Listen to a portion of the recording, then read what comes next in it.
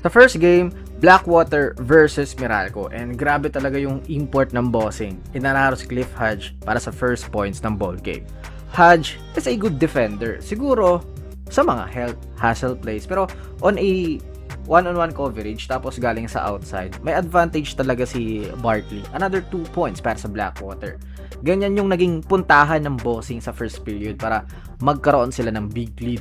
Medyo nagpabaya lang sila sa latter part kaya 3-point lead after 1. Sa second quarter, magkakaroon ng run ang Meralco and grabe naman tong pasa ni Brickman para kay Hodge. Damn! Ba't ngayon lang talaga ng PBA no? Tsaka naging problem na rin si Hester nung nagsimula na siya to dominate in the paint. Sagutan ng basket from Cancino and Bearfield pero matigas talaga si Hester dito. Then, Brickman, again, ang ganda ng pasa. I suggest na manood talaga kayo ng mga games niya kasi ibang klase yung quality na dinadala niya sa loob. Sa endgame, Meralco had an 18-point lead pero natapyas ng Blackwater. Bearfield creation is so good, 2 points. Then, onti-onti lang, Barkley hitting his outside shot. Then, Bearfield, again, kahit sinusam yung bantay niya, he can score at his own will and 1. Grabe talaga yung performance niya dito. Sidestep move, 2 points. Deserve naman talaga ng malaking sweldo nito. What if ibigay ng Blackwater, What if this time hindi na sila magtipid? Ngayong era lang, pagbigyan nyo na kami mga PBA fans na tapos meron kayong Pat Aquino, di ba? Hindi ba kayo, ano ba yun? Konting, I don't know kung pwedeng sabihin na, konting hiya naman, parang ganun. I'm sorry, pero yun nga. Tsaka maganda yung nilaro ni RK Ilagan. Back-to-back hits para maitabla yung laban. Then, yung adjustment ang Meralco, hindi na si Hodge yung nakay Barkley, hindi na siya yung initial defender. Kasi yun nga, he is better kung galing help. Butata si Barkley.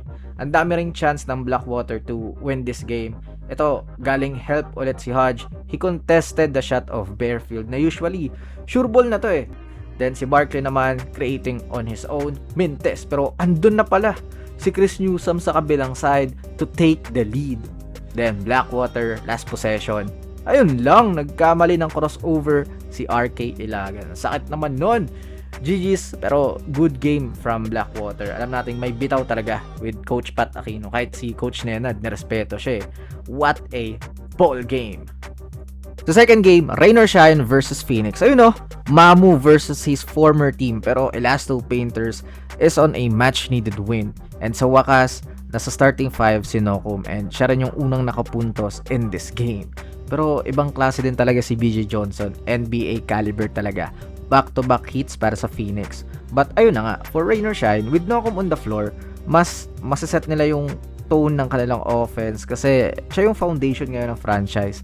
Tsaka pag pumupunto siya, iba yung impact eh. Parang high energy palagi, mapapawaw ka, and big boost sa momentum nyo.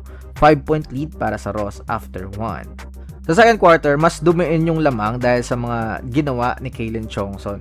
Paint touch, then extra pass, tapos titikada pa siya sa labas.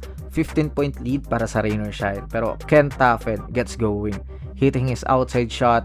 Siya yung player na pasok sa timeline ng Gilas What if, 'di ba? We need shooters. Kasama yan sa projected lineup ni Coach Chot dati. So, ayun, in fairness sa Rain or Shine, gumana yung kanilang mga half-court sets na ayun yung naging problema nila in the past games. As in, full blank sila. Pero ngayon, mas marami na yung off-ball movement, cuts, they are swinging the ball. Sa endgame, Phoenix will try to make a comeback with Tyler Teo going all the way. Pero meron pamatay sunog si Adrian Nokum, stop and floater. 'Di ba yung galaw niya talaga eh. For me, iba yung impact na nadadala. Tas ayun, ramdam mo na din yung paint dominance ni Fuller dito. Balik sa 10 ang lamang ng Rain or Shine. Sobrang sama din talaga ng paint defense ng Phoenix ngayon. Nokum again, no challenge at all. And after nitong 3-point shot ni Villegas, nakuha na ng Ross yung control until the end of the ball game. So, GG's everyone.